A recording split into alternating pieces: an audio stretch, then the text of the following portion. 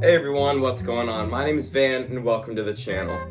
I'm so sorry I haven't made a video in a long time. I've just been busy, okay? I'm busy. Now if you're a watch collector and you buy a lot of watches on eBay, you've probably seen these lots of watches.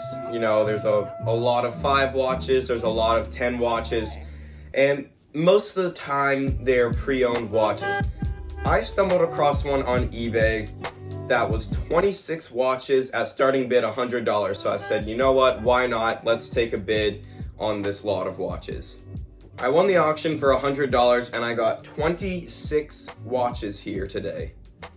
Now I couldn't really tell the brands on any of these watches because the pictures on the listing were just so grainy and you couldn't really zoom in, and all of them kind of looked the same. So I took a gamble and bought 26 completely random watches.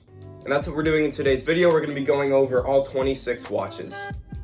Now, I haven't really done any research on any of these watches. I just haven't found the time. So if you guys know anything about these watches, please feel free to leave in the comments below any info you have on these watches. If you guys are new here, please consider subscribing to the channel and giving this video a big thumbs up because it cost me $100 to make this video. Without further ado, let's get into this video. So here I have 3 piles of watches. On the right side of me, I have about 6 watches that I think have some value to them. I don't really know the brands, but I know that they have some value to them. In the middle pile, these are basically all garbage watches that I'm pretty much going to throw away. We've got some Armatrons, that's just the standard Walmart brand of watches. We got some Chinese shitters in there. Nothing too special. And on the left side of me, I have watches that could have some value because I don't know the brands and I haven't done any research on them. I'm going to start with the watches to my right, the ones that I think have value, but I'm not too quite sure. So this first one, I thought this first one was special. The brand is called Croton. This is a Rolex Submariner homage watch. And the reason I thought it was special is because the links on this watch are not completely Chinese garbage. They're actually made quite well. It has screw-in links, which you don't really see a whole lot of those on watches. But the main reason I thought this watch could hold some value is because it actually has a automatic in-house movement.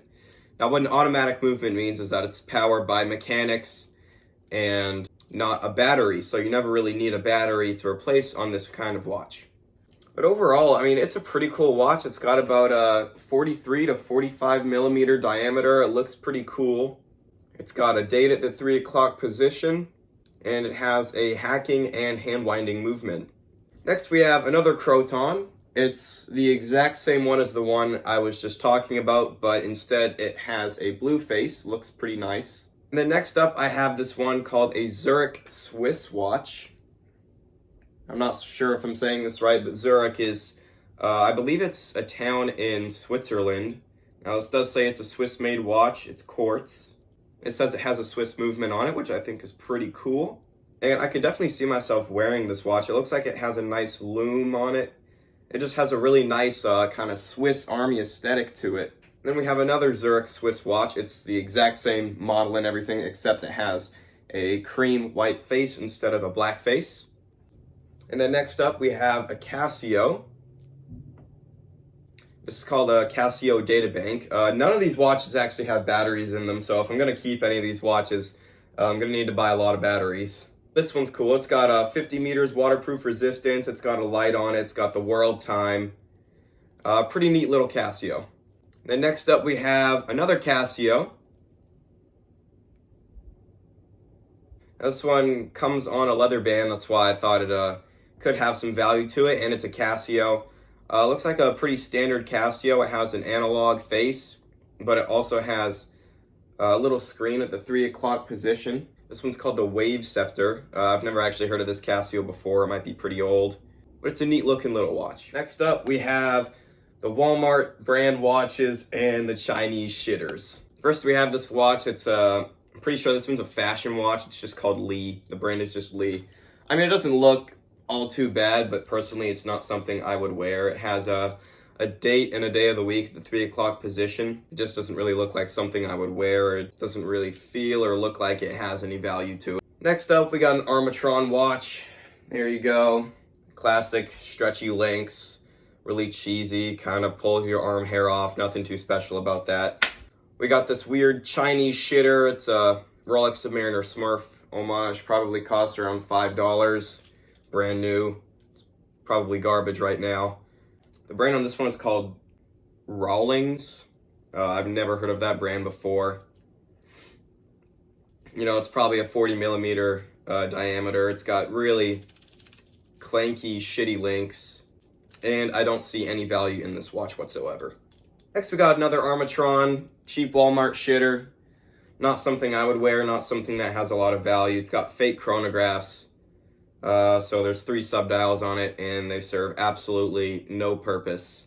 Next up, we got another Croton with a really bad crystal. I mean, it doesn't look all too ugly in my opinion. I might wear something kind of like this, but it's really dirty. I can't really clean the crystal. It's got scuffs all over it. It's just a typical Japanese quartz movement. I don't really see a whole lot of value in this one. Next up, got another Armatron, something I would never wear.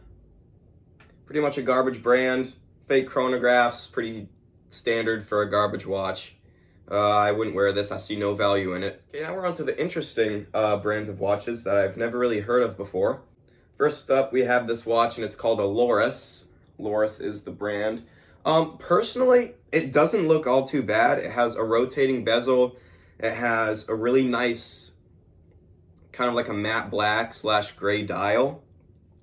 It's got a date of the month and day of the week at the 3 o'clock position. The links on this one are not horrible, but they're not great. I'd say it's a pretty average watch, and there could be some value, and I've just never really heard of the brand before. Next up, got another Lorus. It's got kind of like a tank style to it. It's got a square dial. It's got a pretty good lume on it. It's got a nice cream dial. Then we got a date of the month at the 4:30 position. You know, it looks pretty nice. Honestly, it's something I might wear occasionally. I just don't really know the brand. Next up, another Lorus. This one has a really pretty blue dial. I was kind of surprised when I saw this one. This is definitely something I would wear just because it looks pretty decent. Now, it's the same brand as the last two, so everything is basically the same. This one's 100 meters waterproof resistance. It's got a date of the month at the 3 o'clock position, and it's honestly not really a bad looking watch at all. Next up, we got another Croton. This one it's one of my favorites. It's got a really pretty blue dial on it. It's got a red second hand, date of the month at the 3 o'clock position. On the dial, it kind of has like these little wave patterns. If you shine it in the light the right way, it looks pretty good. The links on this one are, you know, they're a little bit cheaper, but it's honestly not really a bad looking watch. I don't really know a lot about the brand Croton. This one's 100 meters waterproof resistance, so that means you can go like maybe take a light bath with it or do some shallow swimming, not really diving. We got another Croton right here with 3 subdials, 3 working subdials. It has a pretty nice kind of like a black or a dark gray dial on the back. It does have a tachometer on it, but I don't really understand why it's a rotating tachometer. Now this one has really cheap fold-over cheap metal links. I'm not really sure if I see a whole lot of value in this one. It might be something I'd wear. It's a pretty decent looking watch. Just don't really know the brand that well. We have this one. This one looks like a kind of like a weird Japanese brand, and this one's brand is called Paul Jardin. It's not a bad looking watch. It's just kind of funky. Maybe not something I would wear. It's got 3 fake subdials, so I'm pretty sure this one holds no value at all. The links on it, they're not great. Probably not something I would wear, but it does have a really pretty second hand and a pretty good lume on it. Next up, we got another Lorus. Now this one has 3 fake subdials, so again, this one probably doesn't hold much value. It's got a rotating bezel, pretty cheap links, probably about a 40 millimeter diameter case. I mean, don't get me wrong, it's a pretty watch. It's just probably something I wouldn't wear. I don't really like to wear completely cheap watches as a watch collector. We got this one. This one's kind of vintage. It might be like early 90s. type of production, but it's called a Q-Max. It does have a vintage, kind of like a vintage vibe to it. It's got a white dial. It's got markers at 12 o'clock, 3 o'clock, 6 o'clock, 9 o'clock. It's got a red second hand. It's got a really weird shaped case. Nothing too fancy about this one. It's got pretty standard links, not great, not horrible. And it's 50 meters waterproof resistance. Next up, got another Croton. It's the same one with the rotating tachometer I was just talking about, but it has a white dial instead of a black dial. For the wrist check today, I'm wearing my Seiko 5 SRPD 93. It's a great diver watch. You can click to watch the review of this watch in the top right corner of this video if you'd like. But yeah, I don't really know a whole lot about these watches or if they have any value at all. So if you guys have any information on these watches, yeah, just feel free to put it in the comments below and I'll give it a read. But if you're thinking about buying a lot of watches on eBay, I'd say be careful, definitely, for one. For two, make sure it has clear pictures so you can see what you're actually buying. And for three, just be completely okay with losing the money that you put into these watches, because some of them might not be worth absolutely anything. It's really just a gamble. That's it for this video, guys. So if you're new here, please consider subscribing to the channel and giving this video a big thumbs up. It would be greatly appreciated. Again, thanks so much for watching, and I'll see you guys later. Goodbye, everyone.